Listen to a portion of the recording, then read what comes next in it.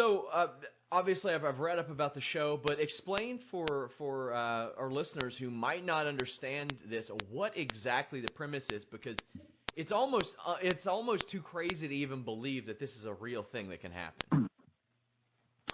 The Thailand, the Department of Corrections in Thailand has a program where you can essentially fight your way to freedom.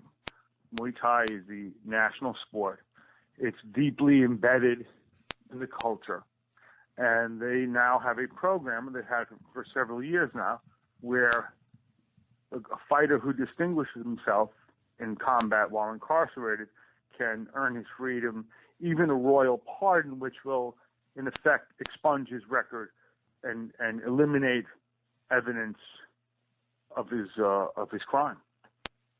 So it's a pretty good deal if you can fight. What drew me to it is that ultimately, as a dramatic construct, what you have is Dana White meets Dostoevsky, Crime and Punishment. Yeah, it seems like almost like The Condemned or The Most Dangerous Game or Battle Royale played out in real life. Like, what's the consensus among residents that this is even allowed to happen? Are they generally cool with it? Well, I mean, look, the prison bureaucracy and the politicians in Thailand are comfortable enough with it so that it, in fact, exists. I don't think that people are up in arms about it, except the only people we spoke to who really had a deep-seated issue with it, the families of victims. So, and I don't know how, they're in a certain sense pretty close to disenfranchised. Yeah. It's a corrupt criminal justice system to begin with, and I'm not saying that prison fight is itself corrupt. I mean, it's certainly worth debating whether whether allowing convicts to go free because they can fight is just an entirely perverse proposition, or there's something to be gained by it. I think you can argue. You can argue either point based on the case of the inmate, but there's no widespread outrage, nor is it a culture that tolerates widespread outrage. It just seems like, well, first off, how does something like this get pitched? Like, do you all find out who the person is that just... As a film? No, not even as a film yet. The person who pitches the idea, hey, let's have these guys fight each other for freedom. Let's do that one. Like remember that Steve Austin movie where he had to kill people on an island? Let's do that, but here. Well, there are a couple things that happen. First of all, Muay Thai is, again, it's not just the national sport; it's a national pastime. It's ingrained tethered to all sorts of, but it's also tethered to certain religious strains in Thai life and Buddhist strains. It goes right through the main artery of Thai culture. So you begin with that. It's not just fighting to most Thai people. It's something else. It's something higher. Apart from that, what happens is they had a couple prisoners. They had a huge meth epidemic, which resulted in very high incarceration rates. And the Department of Corrections was looking for a way to get some good publicity. And they had a couple of champions in prison, one of whom a drug addict, starts fighting in prison. And a lot of people turn pro when they're little kids. When a fighter, another fighter, and they go on, they win titles, or one of them won an Olympic medal. And they go, wow, this is, we can do something with this. And some foreign promoters get involved for a while, and they start to popularize this notion of prison fight. The pivotal character here, and he's a character in the film, is a guy named O. And he was like Thailand's Manny Pacquiao. He was a conventional boxing champion and a big celebrity. He gets caught with some meth. He kind of hints that he was framed. It's not an entirely convincing case to me, but the drug laws there are draconian, and he gets 20 years for a little bag of meth in his pocket. And he got his sentence bargained down because he's rich and famous. But he has to do 20 years, and he's a famous guy. And so what he starts doing, actually, his father sells the idea is, O is famous, let him put on some exhibitions. And they then call it prison fight. So he popularizes the notion of prison fight. So he's, getting glory for the bureaucrats and the wardens, which is really essentially important to these guys. And from O, you formalize this concept of prison fight, which is where we come in, some years later. And our film is organized somewhat around O and the history of this, but mostly about an inmate named Noy Kalpan, who was a gang leader, and killed a guy, stabbed the guy in his neck. And we pick his story up in prison. He's already won 7 fights. In his 8th, most likely will earn his freedom. And if you've ever done any reporting in prisons, you know 2 things about every inmate you speak to. Number 1, they're innocent. Number 2, they're very charming. Noy really wasn't in a position to claim his innocence, but he was exceedingly charming and made a great case for himself.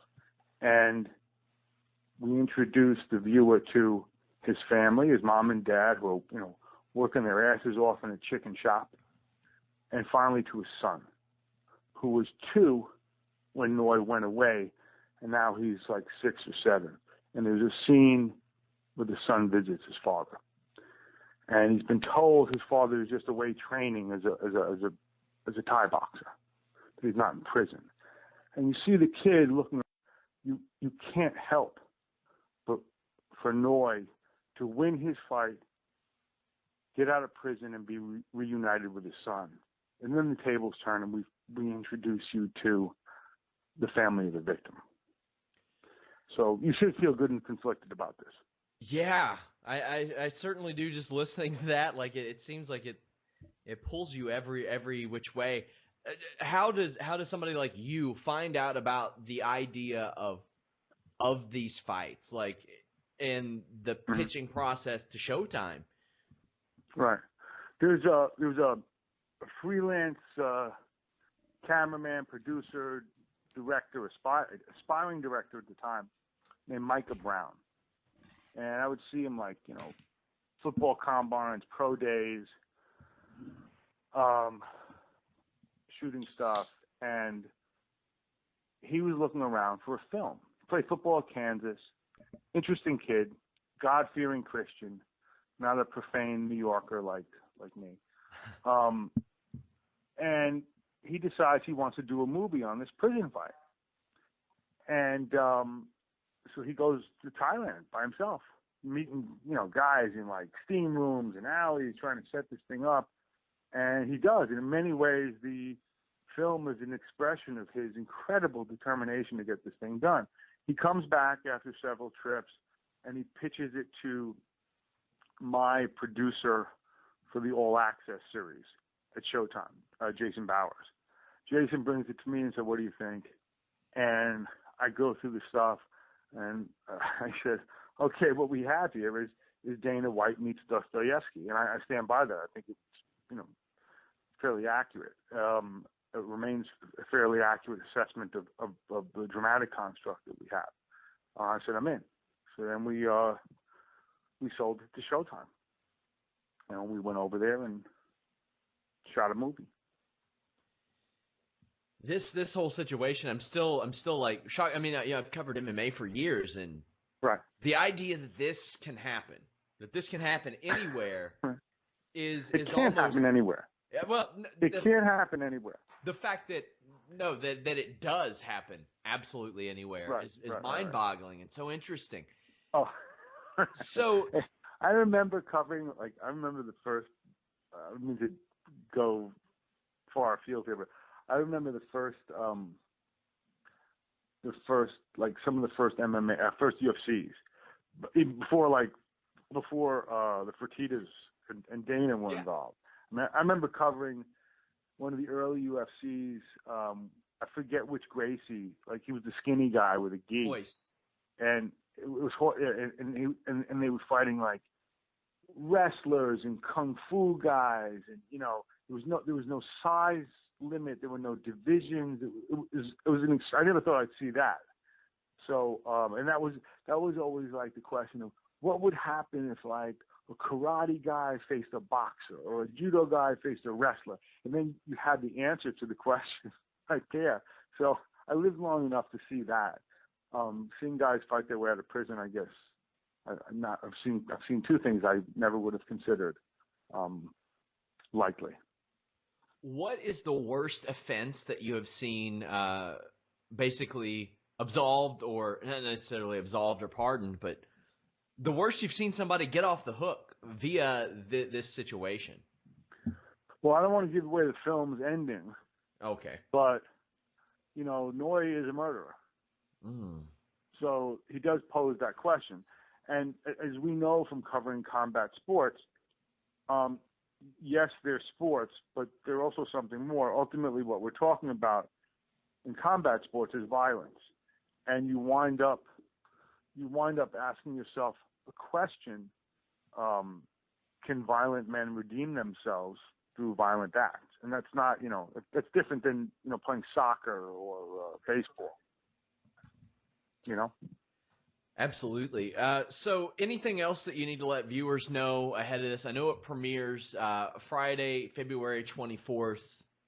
This is quite the concept, quite the not necessarily a concept, quite the topic to tackle. Right. Well, it's Dostoevskian. Yeah. Look, it's crime and punishment. It's hard to screw that up, and I hope we didn't, and I don't think that we did actually.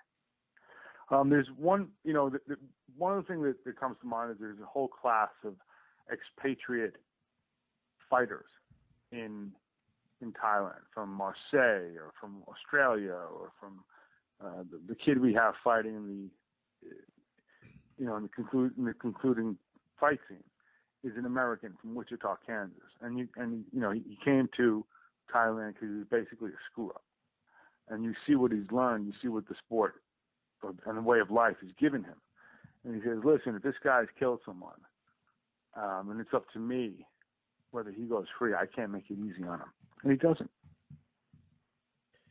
Very interested to check this out. I encourage everybody else to as well. If you're listening to this before Friday, check it out, 8:30 p.m. Eastern on Showtime. I want to thank you so much for joining me.